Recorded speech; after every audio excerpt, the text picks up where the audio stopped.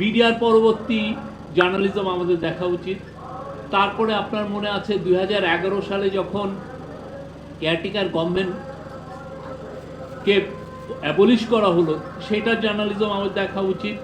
2013 সালের ডিসেম্বরে আপনার অনেকগুলো ছেলে মেয়ে নিখোঁজ হয়ে গেল।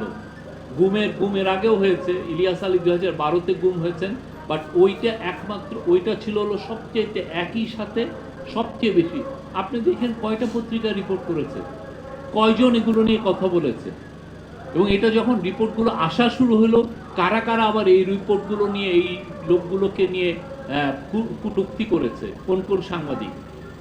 তারপরে আপনার 2014, 2018, 2024-এর ইলেকশনকে কারা কারা জাস্টিফাই করেছে ভয়াবহ রকমের, এবং তারা দেখাতে চেয়েছে যে এইগুলো লেজিটিমেট ইলেকশন, এবং এই লেজিটিমেট ইলেকশনের পিছনে তারা ভয়াবহভাবে সাপোর্ট দিয়েছে। তারপরে আইসিটি অ্যাক্টের কথা মনে আছে, সেই সময় এটা একটা ক্যাঙ্গারু অ্যাক্ট ছিল, ক্যাঙ্গারি কোর্ট ছিল সেই সময়। আমরা এই আমরা রিফর্ম করার চেষ্টা করছি। সেই কোর্টের ওই আইসি ইন্টারন্যাশনাল ক্রাইমস ট্রাইব্যুনালের মাধ্যমে যে বিচারগুলো হয়েছিল, সেই বিচার ব্যবহারে যেই ধরনের ফাঁসি দেওয়া হয়েছে, সেগুলো নিয়েও আমাদের রিপোর্ট করা উচিত।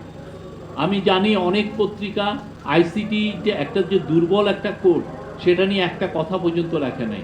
তারা ভয় পেয়েছেন এতে কন্ট্রোভার্সিয়াল হয়ে যাবে, তাহলে এই ফাঁসির কাজটা হয়তো বা ব্যাহত হবে।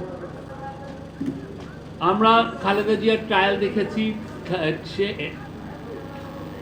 সেই সময় আমরা অনেকের জার্নালিজম দেখেছি।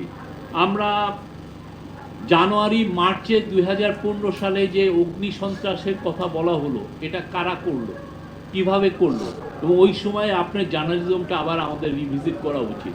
আমাদের জানা উচিত আসলে ঘটনাগুলো কি হয়েছিল, কারা ইনভলভ ছিল, কেন ওইটার মাধ্যমে পুরো অপোজিশনের পলিটিক্সটাকে ডিলেজিটিমাইজ করা হয়েছিল। পুরো অপোজিশনের ওরা জঙ্গি, ওরা অগ্নিসন্ত্রাস করে, ওদের কোনো পলিটিক্স করার কোনো রাইট নাই, এই যে একটা ন্যারেটিভ, ওইটা কিন্তু মূলত 2014-15 সালের এই ন্যারেটিভটা, তার আগে না কিন্তু।